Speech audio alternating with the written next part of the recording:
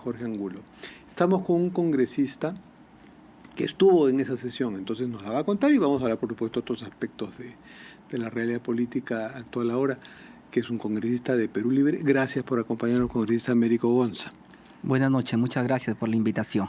Queremos aprovechar la reunión de la que usted ha sido testigo. ¿Usted es miembro o accesitario? Accesitario, sí. Entonces podía ir, pero cualquier congresista, por cierto, puede ir, aunque si no es miembro de la comisión sin voto, pero puede ir y participar en una comisión que hoy día estuvo, me imagino, muy interesante, ¿no? Empiezo por preguntarle por el ministro del Interior, Víctor Torres Falcón.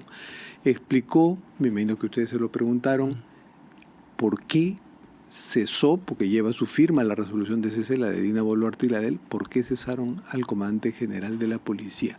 ¿Fue convincente su explicación? Mire, el ministro señaló que el cese se debió a un tema de que no había un trabajo con resultados en el tema de la seguridad ciudadana, y eso es evidente. Nosotros todos los días vemos los crímenes, el crimen organizado, las bandas organizadas, la ciudadanía vive en zozobra, ¿no? Luego también planteó de que, como se había visto en algunos medios ya días anterior, él manifestó que necesitaba reorganizar su equipo de trabajo y que con estos cambios se iban a implementar algunas medidas relacionadas a la seguridad ciudadana. Ahora, que un problema es que una ley reciente, ¿no? Aprobada por el Congreso, dice que no se puede en sus 2 primeros años cambiar, o sea, cesar al comandante general de la policía, a menos que sea por causa de muerte, que no es el caso, de renuncia, que no es el caso porque no ha querido renunciar este señor, si es que se le ha pedido la renuncia, tampoco lo sabemos, o por falta grave. Y la resolución de cese no explica cuál es la falta grave. Todo lo que usted me dice no es una falta grave. Falta grave conforme a su reglamento de disciplinario que tienen ellos establecido. ¿Ya? Entonces ahí entra una posibilidad de abanicos que, como se ha sabido, es verdad. Yo concuerdo con el ministro que no ha habido un buen trabajo en el combate a la criminalidad. Pero también había trascendido que el comandante general Angulo no seguía las directrices del ministro del Interior, o sea, no le obedecía al ministro. O sea, el ministro dijo que Angulo no le obedecía. Señaló en términos generales que no había respondido lo que él había propuesto en materia de lucha contra la inseguridad ciudadana y que había que refrescar, dijo así, su personal. En eso yo concuerdo. Para una institución jerarquizada como la policía, la desobediencia al superior es falta grave.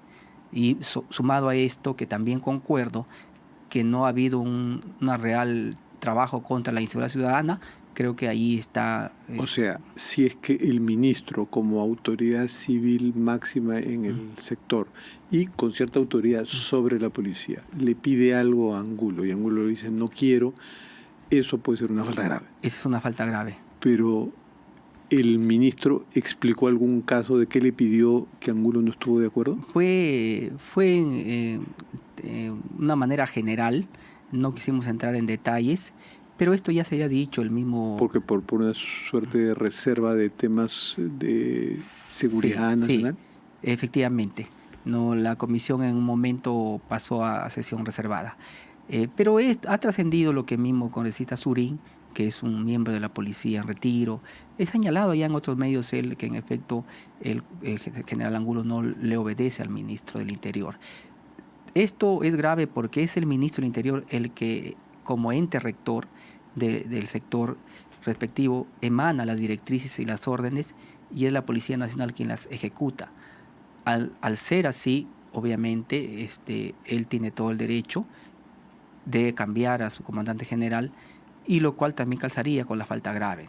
Y además se menciona también en la misma resolución, no haber dado los... Pero entonces falta transparencia, porque eso tendría que decirse, ¿no? Porque la ley esta habla de falta grave, entonces tiene que ser precisada en la resolución. Si no, se le da pie a Angulo para que judicialmente reclame y hasta podría ser amparado y lo reponen. Sí, eso también saltó en la comisión de que, por ejemplo, faltaría un reglamento, ¿no? Porque está abierto, ¿no? Entre tanto, está ahí, pero sí, no creo que si el ministro estuviera contento con el trabajo del comandante general, lo hubiera removido, ¿no? O sea, ya parece que había una... Bueno, ya había un antecedente bien significativo, ¿no? A todos nos sorprendió, imagino que usted también, cuando el ministro hizo pública esta carta pidiéndole a Angulo que no efectúe unos cambios, unos ascensos que ya estaban designados. Cambios de colocación. Porque se venía el contexto del 9 de enero, que iban a haber supuestas protestas sociales, que en realidad las hubo, pero sí, no fueron violentas, ni mucho menos. No fue como se esperaba, pero mire, por ejemplo, eso, ¿no? Y que fue público, ¿no? Ellos, como institución jerarquizada, saben que hay una obediencia al superior, pues, ¿no? Entonces, nosotros en recogiendo esos argumentos, personalmente, aunque hay colegas que no lo compartieron del todo, pero que fue bueno que lo explique el ministro del Interior, al ser así, estaba pues por bien sentado su cambio del comandante general. ¿Y esta es posición personal o usted ha conversado con su bancada? Personal. Hoy día hemos ido, personalmente he visto el caso, he visto las noticias desde mucho antes, de días anteriores, cuando salieron todo lo que usted me menciona acá, que es ampliamente conocido por la población. Porque por los mismos argumentos que usted me dice de que estamos viendo, pues que la lucha contra la inseguridad no rinde efectos, con esos mismos argumentos que han servido para el cese de Angulo, también podría censurarse al ministro, ¿no? Que el ministro actual tiene poco tiempo. Estuvo el ministro anterior. ¿Y usted estuvo de acuerdo con la censura de Vicente Romero? Nosotros propusimos, impulsamos su censura justamente por este tema de inseguridad ciudadana. Entonces, ¿ustedes no quieren, digamos, caer en la práctica de estar censurando a cada rato ministros? Mire, nosotros no hemos hecho lo que hacían anteriormente, pero en el caso de la inseguridad ciudadana ya es una cosa que insalvable de lo que el ministro anterior, el exministro que fue censurado, y yo hoy día lo manifesté, también debió irse el comandante general, porque los dos eran responsables del fracaso de la seguridad ciudadana de todos los peruanos. Ahora hemos visto que la discusión se ha ido por un tema de la seguridad de la presidenta, a quien hay que darse, por supuesto, las garantías, pero parece que se olvidan de los 33 millones de peruanos, más de 33 millones de peruanos, que por ejemplo ahora como hemos visto cómo secuestran, claro, pero vaya qué dilema, ¿no? Me imagino que usted lo siente, ¿no? Ya censuramos al ministro Romero, pero ¿para qué? ¿Para que pongan a uno igual o peor? ¿No ha pensado eso en algún momento? Sí, eso es posible, pero nosotros hoy le hemos dejado muy claro al ministro actual que nos tiene que dar resultados ya. Entonces, justamente, si él ya no pudo trabajar con un comandante general al que no le obedecía, bueno, ahora ya no tiene pretextos para que nos muestre resultados, que en efecto nosotros le hemos mencionado. Ahora hay un caso que para usted es delicado, ¿no? El líder de Perú Libre, Vladimir Cerrón, enfrenta una situación muy particular, una situación extrema. Es prófugo de la justicia y podría ser apresado en cualquier momento, y eso es una tarea también del ministro del Interior. Desde luego es parte, pero no vamos a los 130,000 y picos miembros de la Policía Nacional abocados a perseguir a una persona, cuando hay la ciudadanía del común que está pues viviendo en zozobra. Nunca antes hemos vivido en esas condiciones. Estamos llegando a un tema prácticamente como lo está pasando Ecuador o como lo es México, y si no se toman medidas urgentes, vamos a llegar a... Usted estuvo en El Salvador, ¿no? Y fue a conocer la experiencia de Bukele. De Bukele. Sí, mire, yo vine y propuse esta experiencia de Bukele. Por ejemplo, a pesar que Bukele está en sus antípodas ideológicas. Sí, mire que la seguridad ciudadana creo que es no tiene bandera, ¿no? Nosotros, el delincuente no te pregunta de qué partido eres antes que te mate o te asalte o te robe, de qué religión, de qué equipo de fútbol, ¿no? De tal manera que, por ejemplo, hoy día también lo volví a insistir, como siempre lo digo, que nuestras Fuerzas Armadas apoyen a la Policía Nacional. Lamentablemente tengo colegas, sobre todo los que vienen del ámbito militar, con mucho aprecio, yo se los he dicho también a ellos mismos, que se resisten a que las Fuerzas Armadas salgan a las calles a apoyar a la policía. Les he mencionado el caso de El Salvador, les he mencionado el caso como está haciendo Ecuador. Entonces, pero parece que ahí hay un poco de cerrados en el tema de que señalan que su función es para un enemigo convencional. Pero en casos de emergencia que lo amerita, ¿por qué no emplear todos nuestros recursos humanos y logísticos en combatir a un enemigo que es el enemigo de todos? A propósito de las Fuerzas Armadas, estuvo también en la sesión ahora de la Comisión de Defensa el ministro Jorge Chávez Cresta. ¿Fue convincente al asegurar, afirmar que no se puede decir que haya armamentos peruanos contrabandeados a las mafias ecuatorianas? Sí, bueno, ellos insisten en negarlo, pero es evidente que las armas no caen del cielo, ¿no? Entonces, por algún lugar alguien les tiene que proporcionar. Aquí mismo en el Perú, ya hace unos meses, un medio francés señaló que las armas que utilizan en el Brain vienen de la parte de la Policía Nacional, ¿no? Creo que es un secreto a voces.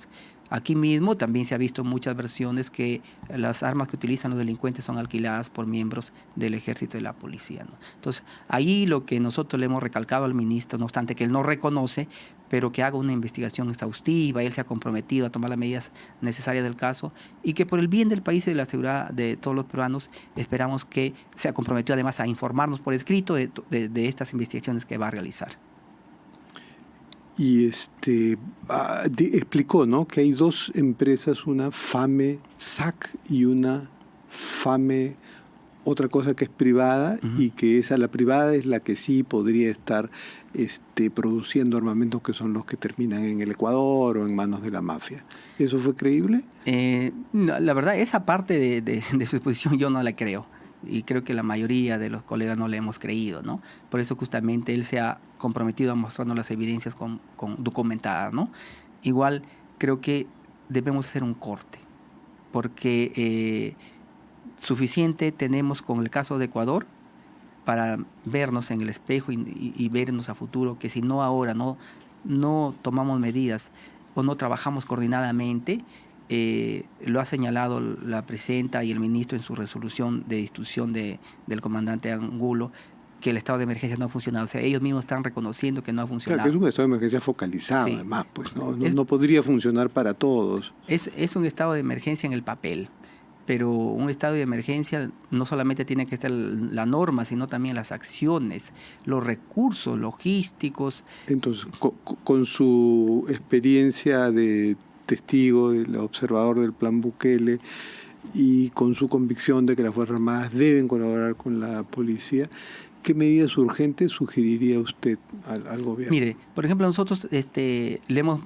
vuelto a manifestar hoy día al ministro del Interior y al ministro de Defensa, por supuesto también, que las Fuerzas Armadas cuiden las fronteras, porque ahorita como está, es una función que le han encomendado a la Policía Nacional, pero la Policía Nacional a las justas está con el personal para cuidar a los ciudadanos. Entonces ahí cuando tiene que ir las Fuerzas Armadas, ¿no?, que son horas hombres o personas que están capacitadas, que si bien es cierto, como dicen los colegas de descendencia militar en el Congreso, no es su misión principal, pero en estos casos, si no tenemos guerras externas, pues utilicemos esa capacidad ya instalada para cuidar a la población, la ciudadanía. No es el primer país que lo va a hacer y no es la primera vez que se va a hacer, pero es el trabajo conjunto que se debe tener.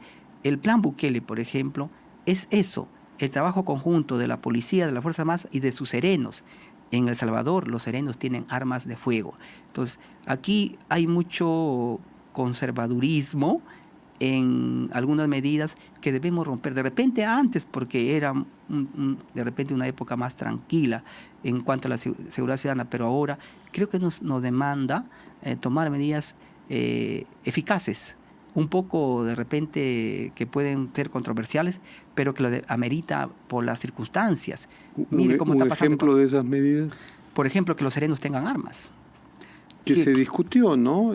Algunos alcaldes estaban a favor, porque el serenazgo son cuerpos contratados por los alcaldes, algunos estaban a favor, otros no. El plan control territorial, ¿no?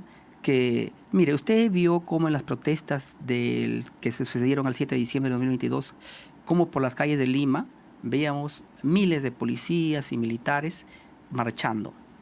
¿Por qué no los vemos ahora? Eso mismo en San Juan del Lurigancho. Una semana ahí, la siguiente semana en Villa El Salvador, la siguiente semana en San Martín de Porres. Pero el plan contra el territorio, ¿en qué consiste? Cercas un territorio y extraes al delincuente. Entonces, y lo metes a la cárcel. Hay estadios. Ahí hay que meter a los delincuentes, se trata como delincuente.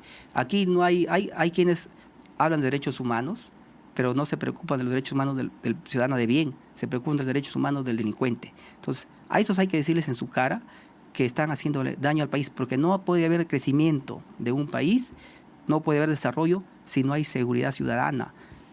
Yo soy de izquierda, pero creo también en que se debe generar riqueza. ¿Y qué empresario va a venir a invertir al país cuando saben que por venir a hacer un negocio te van a extorsionar o te van a matar?